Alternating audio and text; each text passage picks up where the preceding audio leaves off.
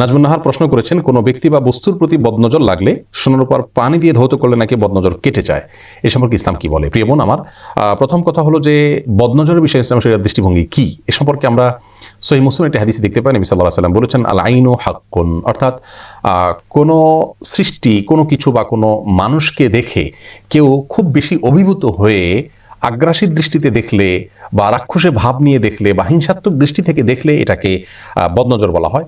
এই বদনজরের প্রভাবে বা এই ধরনের দৃষ্টির প্রভাবে ওই ব্যক্তি বা বস্তু ক্ষতিগ্রস্ত হতে পারেন। ইসলাম শরীয়ত সেটি বিশ্বাস করে এবং এর বাস্তবতা রয়েছে। এই বদনজর যদি কোনো ব্যক্তি বা বস্তুর প্রতি কারোর হয়, তাহলে সেক্ষেত্রে আমাদের করণীয় কি? এখনও গ্রামাঞ্চলে অনেকের মধ্যে এই ধারণা বদ্ধমূল রয়েছে যে স্বর্ণ বা রূপা ধুয়ে সে পানি কোনো ব্যক্তির উপরে বদনজর লাগলে বা কোনো বস্তুর উপরে কারো বদনজর লাগলে সেটা ধুয়ে ফেললে বা সেখানে এই পানি প্রয়োগ করলে বদনজর কেটে যায়, বদনজরের ক্ষতি আর হয় না।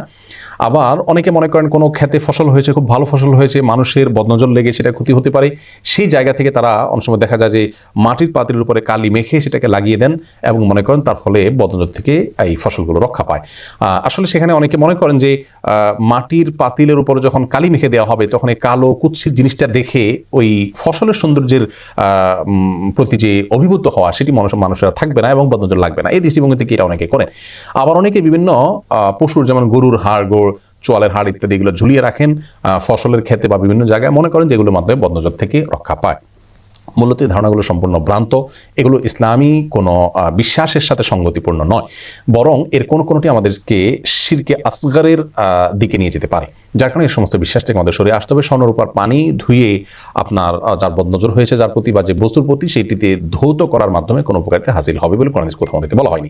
তবে বদনজরের বিষয়টি যেহেতু সত্য এবং এটি ঘটে থাকে আমাদের সমাজে, বিশেষ করে ছোট শিশুদের মধ্যে হয়ে থাকে, দেখা গেল যে অনেক বেশি মাশাআল্লাহ সে খেতে পারে, কোনো মানুষ তাকে যখন দেখে রাক্ষসী ভাব নিয়ে, দেখা যায় তার খাওয়া বন্ধ হয়ে যায়, আর এরকম নানা রকমের সমস্যা হতে পারে। তো এরকম বদনজর হলে ইসলামী শরিয়ার দৃষ্টিকোণ থেকে দুইভাবে আমরা ট্রিটমেন্ট করব। প্রথমত, যদি কোনো ব্যক্তির বদনজর লেগেছে বলে আমরা ধারণা করি বা নিশ্চিত হই, তাহলে সেই ক্ষেত্রে সেই ব্যক্তির শরীর ধোয়া পানি, যেমন তার হাত ধুয়ে পানি দিল, হাত মুখ ধুয়ে পানি দিল, বা পানিতে পড়ে ফু দিল, এরকম তার শরীর নিঃসৃত পানি বা ধোয়া পানি, এইটুকু তার কাছে কালেকশন করে যে ব্যক্তি বা বস্তুর উপরে বদনজর লেগেছে বলে মনে হয় তার উপরে যদি প্রয়োগ করা হয়, অর্থাৎ তার হাত মুখ ধুয়ে ফেলা হয় বা তার উপরে ঢেলে দেওয়া হয় বা ওই পানি দিয়ে গোসল করে নেয় সে, তাহলে সেক্ষেত্রে বদনজরের সমস্যা থেকে আলহামদুলিল্লাহ নিষ্কৃতি পাওয়া যাবে। এবং এ বিষয়ে সহিহ মুসলিমের একটি হাদিস রয়েছে, নবী সাল্লাল্লাহু আলাইহি ওয়াসাল্লাম ইরশাদ করেছেন, ওয়া ইযা ইসতুগসিলতুম ফাগসিলু, তোমাদের কারোর বদনজর লেগেছে এই আশঙ্কা থেকে তোমাদের কাছে যদি কেউ পানি পড়া চায় বা তোমাদের শরীর ধুয়ে পানি দিতে বলে বদনজর দূর করবার জন্য, তাহলে তোমরা মনে কষ্ট নিও না, মাইন্ড করো না এবং দিও, যাতে করে তার উপকার হয়। এই হাদিস থেকে বোঝা গেল যে এই আমলটি অত্যন্ত গুরুত্বপূর্ণ আমল। আরবিয়ান স্কলারদের মধ্যে থেকে অনেকে বলেন যে যার বদনজর লেগেছে বলে আপনার মনে হয়, তার কাছ থেকে যদি পানি পড়া নিতে না পারেন বা তার শরীর ধোয়া, শরীর নিঃসৃত পানি যদি আপনি নিতে না পারেন, যদি সমস্যার মনে করেন, তাহলে তিনি যেখানে বসেছেন, ছুঁয়েছেন, এরকম কোনো জায়গা ভেজাতানা দিয়ে মুছে সেটি কোনো পানিতে ভিজিয়ে সে পানি প্রয়োগ করলে ইনশাআল্লাহ বিদিনিল্লাহ একই উপকারিতা পাওয়া যেতে পারে। এটি একটি করণীয়, তার শরীর নিঃসৃত পানি দিয়ে ধোয়া এবং গোসল করা ইত্যাদি প্রয়োগ করা। দ্বিতীয়ত হলো বিশেষ কিছু দোয়া এবং কোরআন কারিমে আয়াত পাঠ করা। তোমাদের থেকে সর্বাগ্রে যেটি চলে আসে তা হলো সূরা ফালাক, সূরা নাস, কুল আযু বিরাব্বিল ফালাক এবং কুল আযু বিরাব্বিন নাস। নাসাইর বর্ণনায় আসছে যে নবী সাল্লাল্লাহু আলাইহি ওয়াসাল্লাম এক সময় অনেক দোয়া, দুরূদ ইত্যাদির মাধ্যমে বদনজর থেকে বাঁচার জন্য আল্লাহর কাছে প্রার্থনা করতেন। এই দুটি সূরা নাজিল হওয়ার পর তিনি নিয়মিত বদনজর থেকে কারণ নজর লেগেছে এমনটি মনে হলে এই দুটি সূরা তিনি পাঠ করতেন। এগুলো আমরা বিভিন্ন পাঠ করতে পারি। ধরুন কোনো পানিতে সূরা ফালাক, সূরা নাস পড়ে আপনি ফু দিয়ে সেটি যার পর বদনজর হলো তার গায়ে বা সেই বস্তু আপনি ধুয়ে ফেলুন, অথবা পড়ে ডাইরেক্ট সরাসরি ফু দিন, এভাবে বিভিন্নভাবে আপনি এটা পড়তে পারেন বা এমনি পড়তে পারেন। তাহলে সূরা ফালাক, নাস পড়বো আমরা।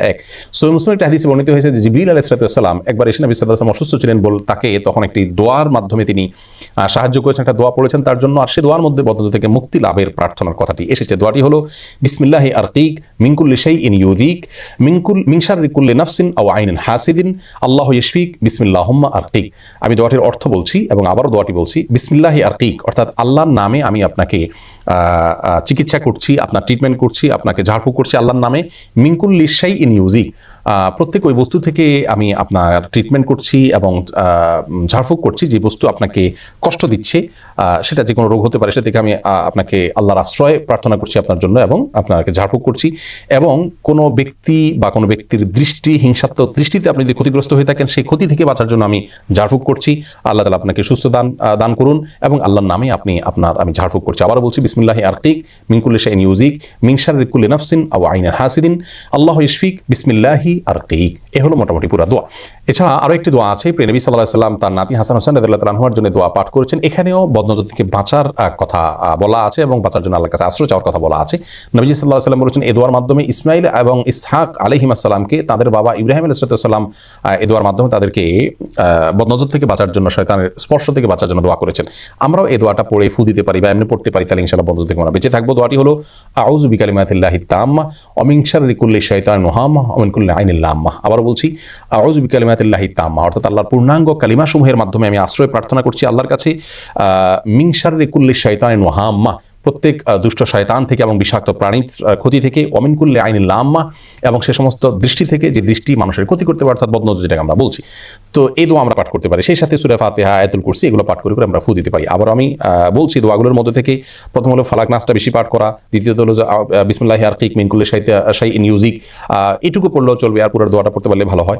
এরপর আউযু বিকালিমাতিল্লাহি তাম্মা ওয়া মিন শাররি কুল্লি শাইতানিন ওয়াহাম্মা ওয়া মিন কুল্লি আইনিন লাম্মা, এটিও আমরা পাঠ করতে পারি। বিসমিল্লাহিল্লাযী লা ইয়াদুররু মা'a ইসমিহি শাইউন ফিল আরদি ওয়া লা ফিস সামা'i ওয়াস সামিউল আলিম, এই দোয়াটি সকাল সন্ধ্যা 3 দিন পাঠ করলে আল্লাহ তাআলা সবকিছুর ক্ষতি থেকে, বদনজর ক্ষতি থেকে বাঁচাবেন। আয়াতুল কুরসি ফাতিহা পড়তে পারি, এই দোয়াগুলো পড়ে পানিতে ফু দিয়ে সেটি ব্যবহার করতে পারি, তেলে পড়ে ব্যবহার করতে পারি, এমনি পড়ে ফু দিতে পারি, অথবা এমনি পাঠ করতে পারি। এর মাধ্যমে আল্লাহ তাআলা বদনজর থেকে হেফাজত রাখবেন। আর কোনো বস্তু দেখে আমরা যদি অভিভূত হয়ে পড়ি যাতে আমাদের বদনজর না লাগে, সেক্ষেত্রে আমাদের বলা উচিত মাশাআল্লাহ, সুবহানাল্লাহ অথবা আলহামদুলিল্লাহ। আল্লাহর দিকে সেটার কর্তৃত্বের সম্বন্ধ করলে ইনশাআল্লাহ বিদিনিল্লাহ সেটি কোনো প্রকার ক্ষয়ক্ষতি থেকে রক্ষা পাবে, এবং বিভিন্ন হাদিস থেকে এটি বোঝা যায়। এজন্য কোনো বস্তু দেখে কারোর বদনজর লাগতে পারে এরকম মনে হলে সেখানে যদি মাশাআল্লাহ লিখে দেওয়া যায়, যাতে মানুষ দেখে সেটা পড়ে, তাহলে ইনশাআল্লাহ বদনজর থেকে রক্ষা পাওয়া যাবে। তবে বদনজর থেকে নিষ্কৃতির জন্য যে সমস্ত কুসংস্কারাচ্ছন্ন বিশ্বাস রয়েছে, ভুল ধারণা রয়েছে, সেগুলো থেকে আমাদের সরে আসতে হবে, যেমন সোনার উপর পানি দিয়ে ধৌত করা ইত্যাদি, এগুলো কোনো অবস্থাতেই করা যাবে না। প্রসঙ্গত একটি সংশয় নিরসন করতে চাই, আর তা হলো অনেকে হয়তো বলবেন যে বাজারে যে সমস্ত খোলা খাবার থাকে, অথবা অনেক সময় দেখি আমরা সোশ্যাল মিডিয়াতে ছোট ছোট ফুটফুটে বাচ্চাদের ছবি শেয়ার করা হয়, তো এগুলোর মাধ্যমে কি বদনজর লাগে না? আমরা তো সেখানে বদনজর লেগে কোনো ক্ষতি হতে দেখি না। এর উত্তরে আমরা ছোট্ট করে দুটি কথা বলতে চাই। প্রথম কথা হলো যে রাসূল আকরাম সাল্লাল্লাহু আলাইহি ওয়াসাল্লামের হাদিস মহাসত্য। বিজ্ঞান সবকিছুকে সবসময় আবিষ্কার করতে পারে না। রাসূল আকরাম সাল্লাল্লাহু আলাইহি ওয়াসাল্লামের বহু কথা এবং নির্দেশনার বাস্তবতা অনেক পরে এসে বিজ্ঞান প্রমাণ করেছে এবং যথার্থতা এবং উপযুক্ততা সাব্যস্ত করেছে। অতএব নবী আলাইহিস সালাম থেকে বিশুদ্ধভাবে প্রমাণিত বিষয়, সেটি যে সত্য বরং মহাসত্য, সেটিকে সন্দেহ করবার কোনো সুযোগ নেই। আর এই জাতীয় ওপেন প্ল্যাটফর্মের ক্ষতিটা অনেক সময় ক্যালকুলেট করা যায় না। ধরুন বাজারে খাবার খেয়ে কত মানুষের পেট নষ্ট হচ্ছে বা অসুস্থ হচ্ছেন, বা সেটার অন্য অনেক ধরনের এফেক্ট হচ্ছে, সেটা হয়তো আমাদের কাছে হিসেব নেই, কিন্তু হয়, এতে কোনো সন্দেহ নেই। আর তাছাড়া এই জাতীয় বদনজরগুলো ব্যক্তি টু ব্যক্তিতে যেভাবে প্রভাব পড়ে, বা সেই প্রভাবটা যতটা আমাদের কাছে প্রকট বা দৃশ্যমান হয়, এই জাতীয় ওপেন প্ল্যাটফর্মের ক্ষতিগুলো সেভাবে দৃশ্যমান হয় না। কিন্তু নবী সাল্লাল্লাহু আলাইহি ওয়াসাল্লামের যে হাদিস আল আইনু হাক্কুন সহিহ মুসলিমে বর্ণিত হয়েছে, সেটি মহাসত্য, সেটাকে সন্দেহ করবার কোনো সুযোগ নেই। আল্লাহ তাআলা সব ধরনের ক্ষয়ক্ষতি থেকে আমাদেরকে হেফাজত রাখুন, এবং সুন্নাহসম্মত উপায়ে সমস্ত সমস্যার সমাধানের পথ যেন আমরা খুঁজে পাই, সে তৌফিক দান করুন। আসসালামু আলাইকুম ওয়া রাহমাতুল্লাহ।